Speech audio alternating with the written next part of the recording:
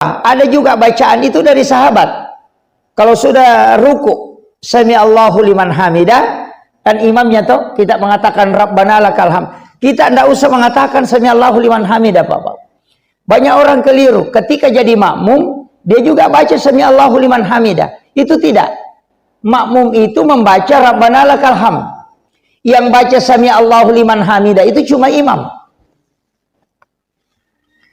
Jadi kita yang makmum langsung baca Rabbana lakal hamd. Itu ada dua. Rabbana lakal hamdu hamdan katsiran mubarakatan thayyibah. Ada Rabbana lakal hamdu hamdan katsiran mubarakatan. Rabbana lakal hamdu mil'us samawati wa mil'u ma syi'ta min syai'in ba'du. Yang mana kita pakai? Iya. Padahal yang paling utama kalau kita mau kejar pahalanya, karena itu didoakan oleh ribuan malaikat. Rabbana lakal hamdu hamdan katsiran mubarakatan thayyibah. Kalau tidak pakai itu ya Rabbana lakal hamdu mil'us samawati wa mil'u ma syi'ta min syai'in ba'du. Itu yang masyhur toh.